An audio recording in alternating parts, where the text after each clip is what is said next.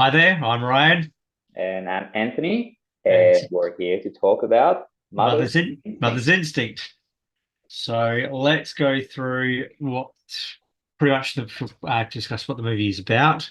It's set in the 1950s. It deals with family tragedy, and then it's basically a bit of a tension between two characters. It's a good summary.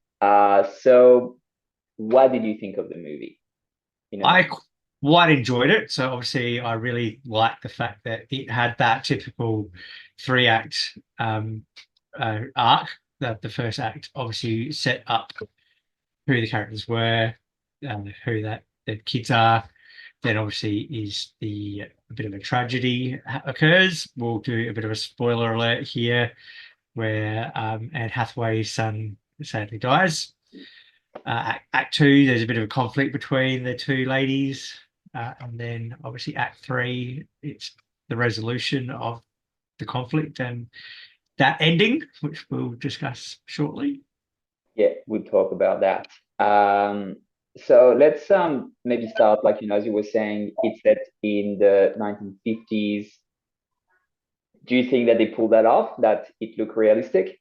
It was probably one of my favorite aspects of the movie, just down to uh, the constant smoking, even some of the utensils that they were using, like the glasses, that was um, very on point.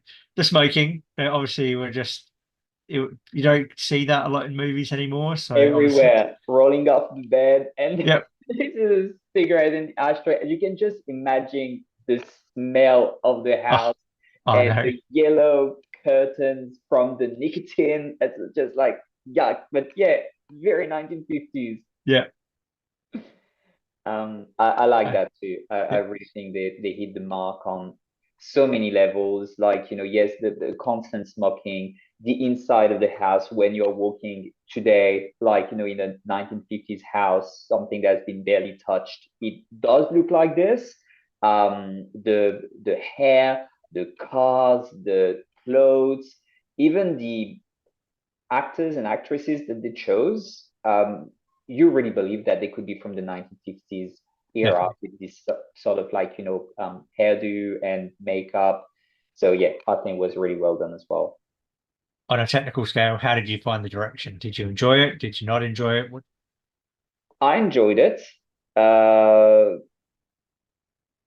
I thought there was some really good techniques done. yeah, Like there was some good lighting techniques. There was one part where Jessica Chastain's in the hallway, and it's almost like the foreground is almost in dark, but she's in in light. And it was just some of the lighting was done really well. yeah, Some of the camera angles they did throughout the big houses, use of reflections when characters like if with the like it's a I think there's a shot where it's like looking down at Jessica Chastain as she's going through one of the rooms, and you can see her in the reflections, and that I thought they did a really good job. yeah. No, it was good. It was good. Like movie technical, yes, it gets some very nice looking shots, and as long as it doesn't bore me or it's very nice to look at. For me, it's always a plus. But there are so many things as well that got my focus during the movie. Um, so we have Anne Hathaway and we have Jessica Chastain in the main roles. What did you think of her performances? I really, really liked it. I don't think that this is something that they either one of them could have done about 10 years ago. I don't think that they had that maturity level 10 years ago. Now they're both, I guess they're both in their 40s. I mean, I'm in my 40s, so they're a little bit older than I am. So um, this is just something they both did really, really well. Yeah, And just you could tell that they were both really good friends. But then obviously that second act, the tension between them, the bait and switch, who's the antagonist, who's the good guy, who's the bad guy, who's gonna yeah. how is this gonna get resolved? And what I really liked about the second act as well is it was not clear cut. I At first I thought, yeah, Anne Hathaway is like leading it, and she's got something against Jessica Chastain, and she wants revenge somehow. And then we learn, spoiler alert, that Jessica Chastain, she's got mental health issues. She has been institutionalized. She's got paranoid tendencies. So it sort of like slides to maybe she's seeing things where there is nothing to see, and we are tricked into being on her side because of that. But then it slides like the other way. So I really like, because it was not clear cut of like, yes, she is actually being led down that path and nobody believes her because she had that background of mental illness. It's actually, well, wait a sec, is there something to see, or is she imagining? And I actually really like that. Yeah, that's good take. I completely forgot about that part as well because it was almost like, yeah, is she just making it up or is she imagining it? Yeah. All right, trick question. If you had to choose between Anne Hathaway and Jessica Chastain in their performances on this one, which one do you think pulled it off better? I'm gonna say Hathaway for myself. I just think maybe I'm just a bit more familiar with her work and I've seen more of her stuff. Mm, I think she had it for me. Nothing against Chastain. She did a really good job as well. Um, but yeah, it was Anne Hathaway for me. yeah, they both do, like, very good job, and I think sometimes Anne Hathaway gets crapped on as an actress. I don't think she deserves it. Like, I actually think that she's pretty good when she's offered, like, a part that really suits her skills and what she can do. I think this one really suited what she can do. Something like The Dark Knight Rises, for example, I just don't think that she's Catwoman. She did okay, but that was not her best. So No, I think she's a good actress, and I think she pulled it off in this one. I did prefer Jessica Chastain because it was very subtle in her performances. Like, sometimes it's just a bit of a look.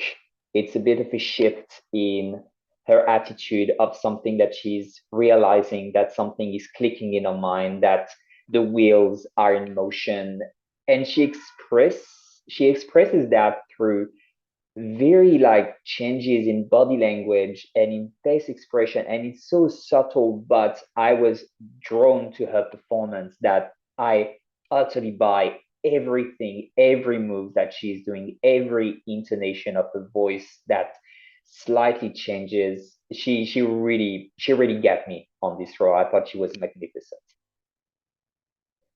before we talk about the conclusion of the movie, another thing I really noticed that they did well was the costumes, especially the black and the white kind of look. When obviously when each of the ladies are in mourning, they're in black, and that's when are they the bad guy or are they the good guy? Because obviously Anne Hathaway has her moment where she's lost her son later in the movie when Jessica Chastain loses her mother-in-law, I think it is. Yeah, mother-in-law. Yeah. She's in dark as well, and then Anne Hathaway goes to the colorful clothing. It's almost that switched as well. Yeah, I actually didn't realize that on viewing it. So yeah, I think this one definitely needs a rewatch. I think there is a lot of like little things that we may have missed on first watch. So yeah, let's address the elephant in the room, that ending. All right, so What did you think of it? I had it at a certain star level, and then the ending happened. Yeah, Should we spoil it for our audience? I think so. We just put like, big warning disclaimers, and if you haven't seen the movie and you want to see it, just like stop this video, go watch it, and then come back. Yeah. Well, okay. So Anne Hathaway obviously kills Jessica Chastain and her husband, and then takes adopts their son. So then she's got her kid back, essentially. I did not like that. No. During the scene where she's taking off the gas thing and Jessica Chastain's on the couch and her eyes are flicking, I'm like, wake up, wake up. and then it went to the courtroom scene, and I was like, "What? That's what was that?"